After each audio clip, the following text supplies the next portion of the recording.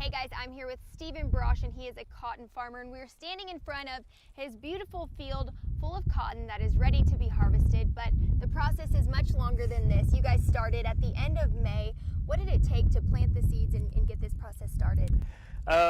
In May, we're focusing on weed control, making sure we have everything lined out for controlling our weeds throughout the year, especially during when the cotton's young.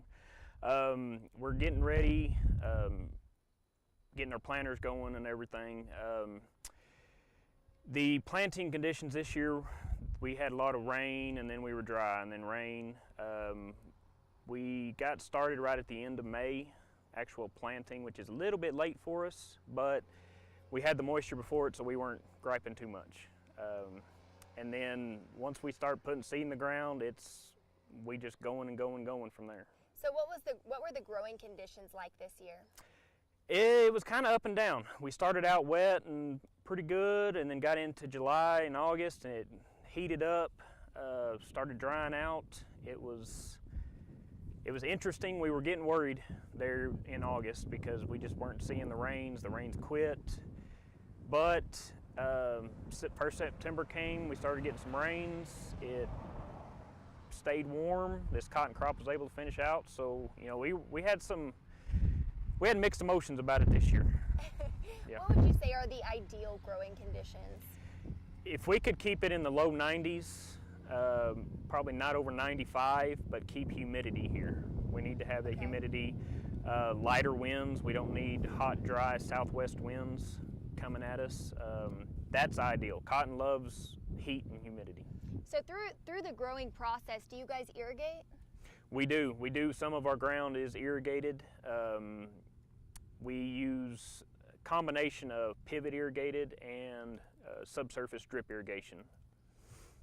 And then how long does it take to get to this point? This point is about 5 months. This field was planted about 5 months ago, so it is a long process.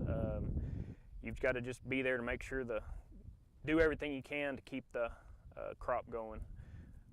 But Mother Nature really takes control. That's crazy. And so what happens if the weather conditions aren't ideal for you guys? It depends on what time of year that happens. If it's hot and dry during the summer, we don't have a very good crop. If we stay good during the summer, good conditions, and then the fall, whenever we're trying to harvest, all of a sudden turns off wet, there you go down again. So it's got to be ideally good throughout the year. And we're talking about the defoliation process of the cotton. So where does it start, and what is that process? Defoliation is a process of more or less basically killing the cotton plant.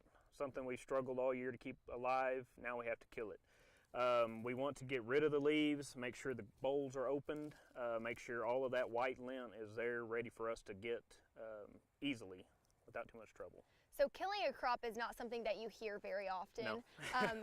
So why do you guys do that? We have to because cotton is by nature really a perennial plant, and so it's going to just try to keep growing. It's going to be producing or reproducing and growing new leaves, new vegetative growth. It's just in the nature of the plant. So we have to defoliate it, chemically defoliate it to be able to harvest it. So we have two different bowls here. Where does this process start? This is what grows throughout the season. The actual seed and lint is growing inside of this bowl right here. Starts out after the bloom, after it fertilizes the bloom. The bowl starts growing, starts out very small. The actual seed and lint that we're after is contained inside of here. During the defoliation process, what we're trying to get from is that to the start of the cracking, so that it's actually drying out. And when it does that, it opens up and reveals the lint that we're after. So after the defoliation, how long does it take to get from this to open cotton? After we spray it, a good 10 days or so, just kind of depending on weather conditions. But this field has been sprayed for about 11 days now, so you can tell that it works fairly quickly. We help speed up Mother Nature. So what is the point of defoliation? What we're doing is conditioning this crop, trying to get rid of the leaves, open the bowls when they're ready. We're shooting for the highest grade we can on the cotton, the best quality.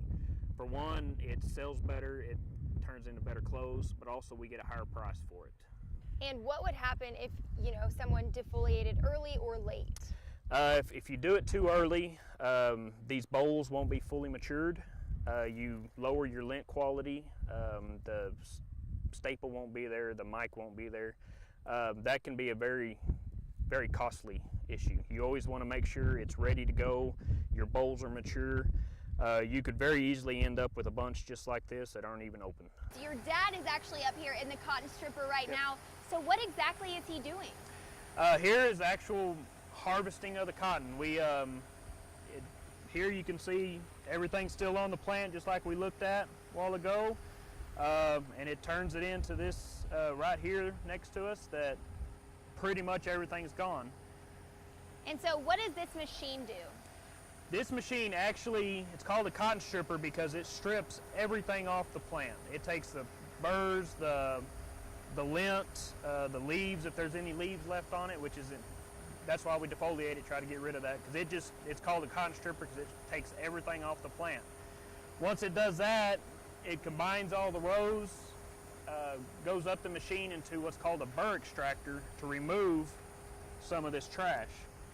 These are what's left of the actual green bowls that grew throughout the season. They're dried up. The burr extractor pulls this stuff out and takes most of the good lint into the basket back there. Years ago, we actually had to take every bit of this to the gin. The gin had to deal with all this trash. Now we can actually dump some of it back into the field. It recycles, it composts, and they don't have to deal with all of it up there. Wow, so how many acres do you have? We farm about 6,500 acres. And how long does that take to harvest? It all depends on the weather, of course, like everything, but less than 6 weeks, good running time, we can have everything wrapped up. And what different varieties do you have?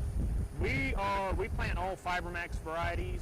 This year we planted two of them, a 2334 and a 9250. They've just always been a good yielder for us, good quality, they're consistent.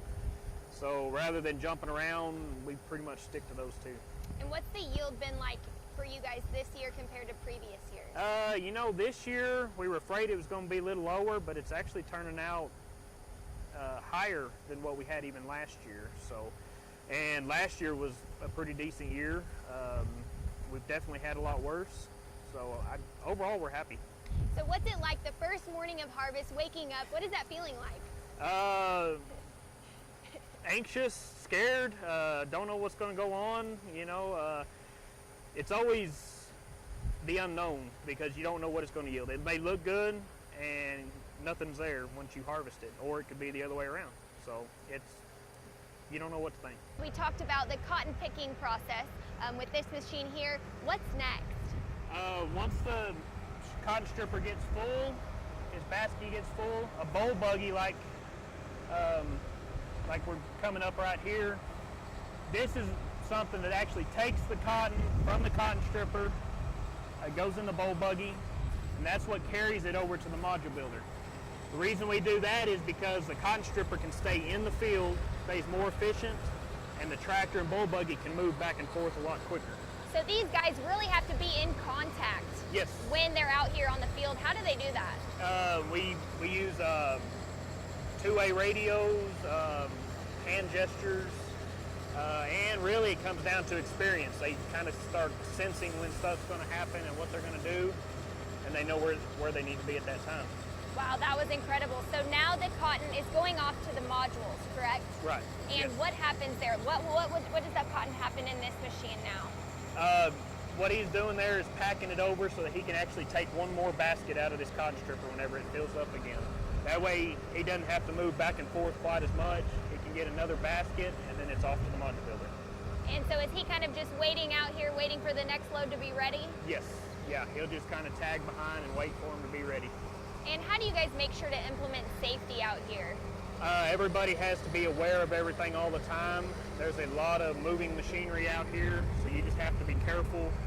and pay attention. That's really all you can do. I mean, there's safety guards on everything, but it all comes down to just, you gotta watch out. So we talked about it going to the module. What exactly is the module? It's a module builder. We'll go see that here in a little bit. It's what takes the cotton here and it just packs it into rectangular blocks that the cotton gin can come pick up and gin. So we just saw it go into the bull buggy, and now what's next? Once the bull buggy's full, got everything it needs, it comes here to our module builders. The module builders actually pack the cotton into a rectangular block to transport to the gin.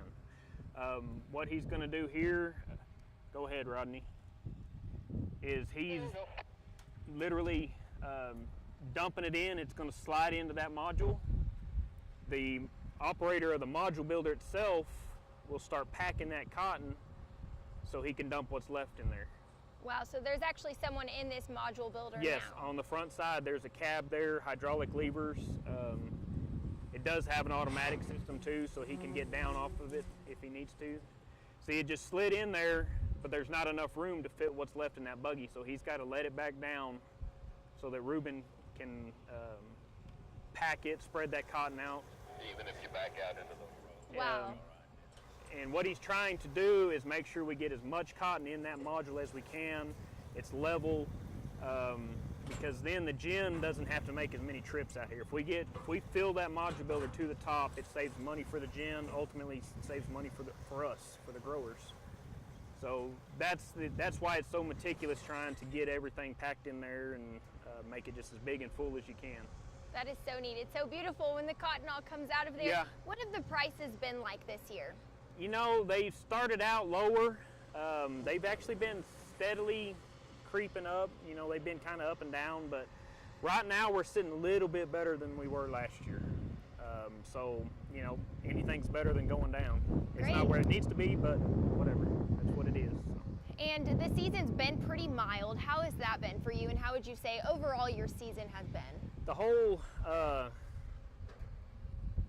season really has been good. You know, can't complain too much. We haven't, especially getting into harvest, it actually just started drying out. We hadn't had the rains to stop us from harvesting, so you know everything's working out pretty good.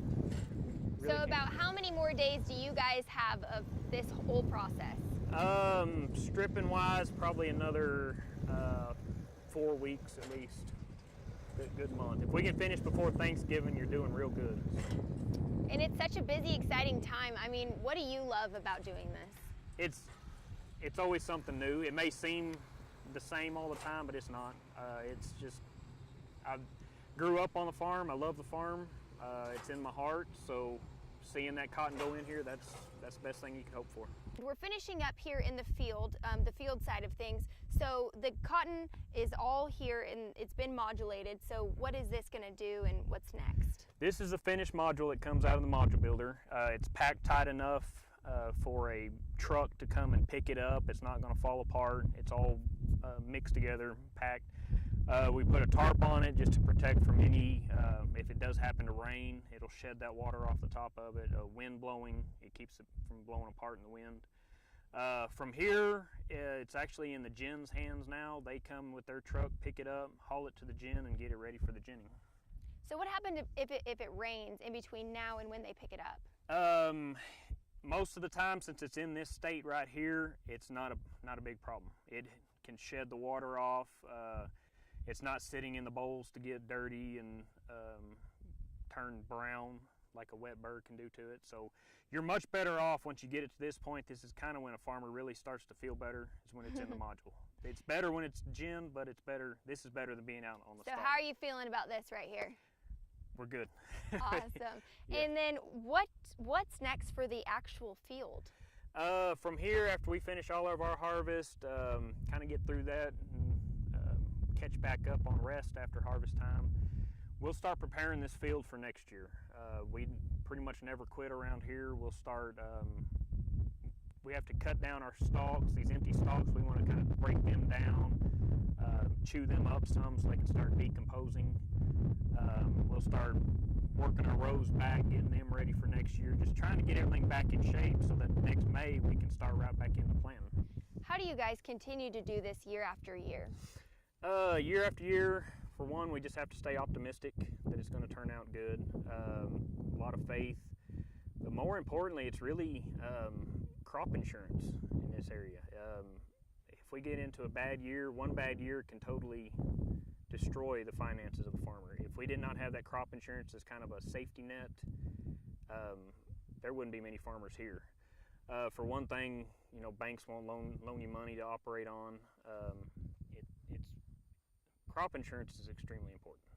And what exactly does that insurance protect you from?